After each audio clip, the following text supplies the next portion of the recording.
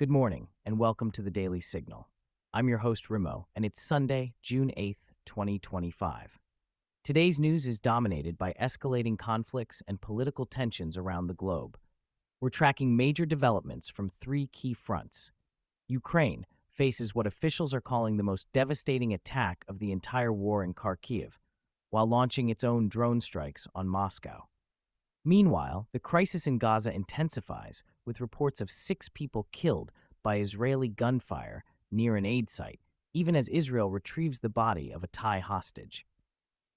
And in Washington, we're learning details about President Trump's new travel restrictions targeting nations torn apart by civil wars and armed conflicts. We'll also cover Japan's bold military positioning toward China, Italy's debate over faster citizenship for foreigners, and concerning reports of voting irregularities in Poland. Let's dive into today's most important stories and what they mean for you. Let's start with breaking developments from Ukraine, where the conflict has reached a terrifying new intensity. The mayor of Kharkiv is calling yesterday's Russian bombardment the most powerful attack of the entire war. Think about that for a moment. After more than 3 years of devastating conflict, Ukrainian officials say this was the worst they've experienced. The assault targeted civilian infrastructure and residential areas, leaving the city's 1.4 million residents struggling with power outages and damaged water systems. But Ukraine isn't just defending, they're striking back. Ukrainian drones reached deep into Russian territory, targeting Moscow in what President Zelensky called a demand for accountability from Putin himself. This marks a significant escalation, as attacks on the Russian capital remain relatively rare. Here's what makes this particularly significant. Ukraine is demonstrating it can project power far beyond its borders, even while defending its own cities. This two-front reality, defending Kharkiv while attacking Moscow, shows how the conflict continues to expand rather than wind down.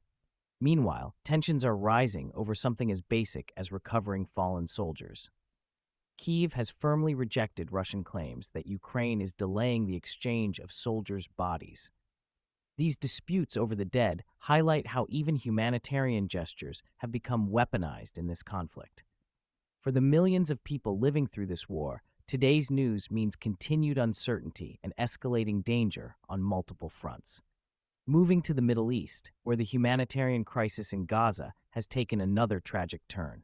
6 people were killed by Israeli gunfire near a Gaza aid site, according to Hamas officials. This incident underscores the dangerous reality facing aid workers and civilians trying to access basic necessities in the besieged territory. At the same time, Israel successfully retrieved the body of a Thai hostage, highlighting the international dimension of this conflict. Remember, the October attacks didn't just affect Israelis. Workers from Thailand, Philippines, Nepal, and other nations were also taken hostage or killed. The most devastating number from today's reports, 95 people are confirmed killed in Gaza, though the exact time frame and circumstances of these deaths vary across different incidents and locations. What's particularly heartbreaking for families on both sides is how the conflict continues to complicate even basic human dignity, the ability to recover bodies and say goodbye to loved ones. The Thai worker's family can now have closure, while 95 other families in Gaza are beginning their own grieving process. For international observers, today's developments highlight how this conflict affects people far beyond the immediate region, and how humanitarian aid, something as basic as food and medical supplies, has become a battleground itself. Shifting to Washington, President Trump has announced new travel restrictions targeting nations experiencing civil wars or armed conflicts. This policy represents a significant expansion of travel limitations, going beyond the previous focus on specific countries to include any nation currently mired in internal warfare. The timing is notable, as conflicts rage in Ukraine, Gaza, parts of Africa, and other regions worldwide. While specific details are still emerging, early reports suggest this could affect travelers from dozens of countries currently experiencing some form of armed conflict or civil unrest. That's a potentially massive impact on international travel, business, and family reunification. Think about the practical implications: students studying abroad, family members visiting relatives, business travelers, and refugees could all face new barriers. The policy also raises questions about how exactly the administration defines civil war or armed conflict, categories that could apply to many nations experiencing different levels of internal strife. Critics argue this approach could punish ordinary citizens for their government's conflicts, while supporters say it's a necessary security measure. What's clear is that this policy will significantly reshape America's relationship with much of the developing world, where internal conflicts are unfortunately common. In East Asia, Japan is making increasingly bold military moves that are catching attention in both Beijing and Washington. Japan is flexing its military muscle in ways that directly challenge China while also positioning itself strategically with the Trump administration. This represents a dramatic shift for a nation that has maintained a pacifist constitution since World War II. What makes this particularly significant is Japan's timing and approach. Rather than simply building up defenses, they're actively projecting power in ways that send clear messages to regional rivals and allies alike. For decades, Japan relied primarily on its alliance with the United States for security. Now, they're taking a more independent and assertive stance, developing capabilities that can operate with or without American support. This shift affects everyone in the Asia-Pacific region. South Korea, Taiwan, the Philippines, and other nations are watching carefully to see whether Japan's new military posture creates greater stability or heightens tensions with China. For global observers, Japan's military evolution reflects a broader trend. Traditional allies of the United States are becoming more self-reliant and willing to take independent action, even as they maintain strategic partnerships with Washington. In Europe, Italy is debating a proposal that could significantly speed up the path to citizenship for foreigners living in the country.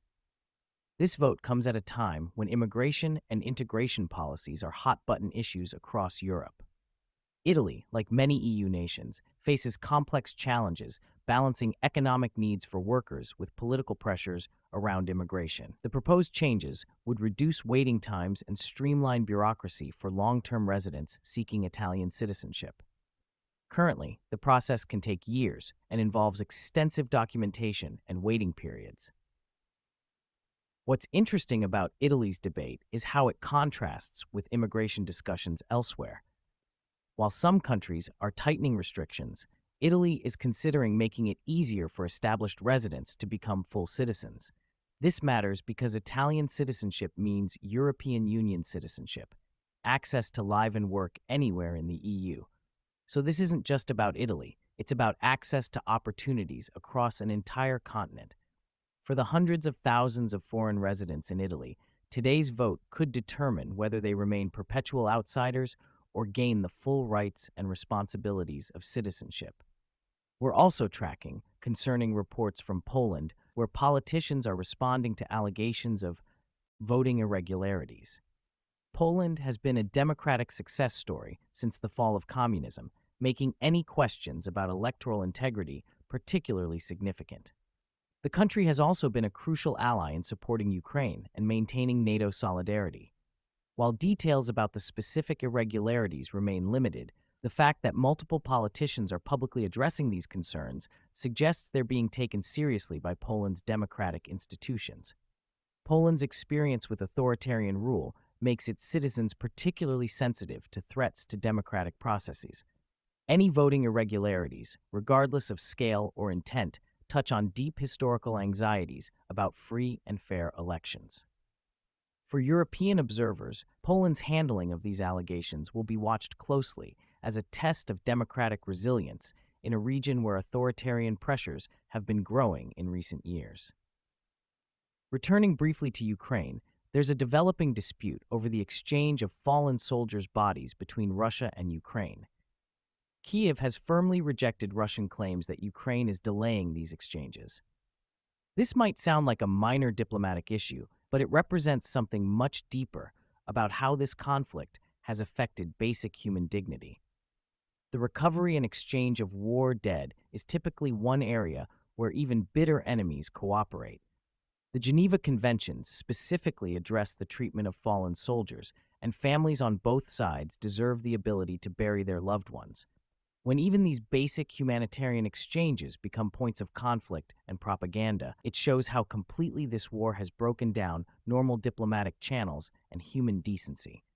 Finally, Russian forces continue advancing into east-central Ukrainian regions, according to military reports from both sides.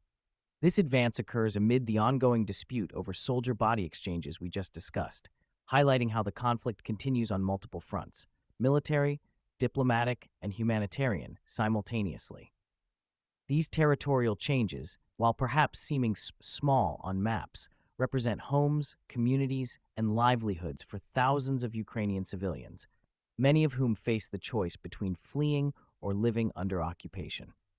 As we wrap up today's briefing, several themes emerge from these stories that connect to all our lives, regardless of where we're listening from.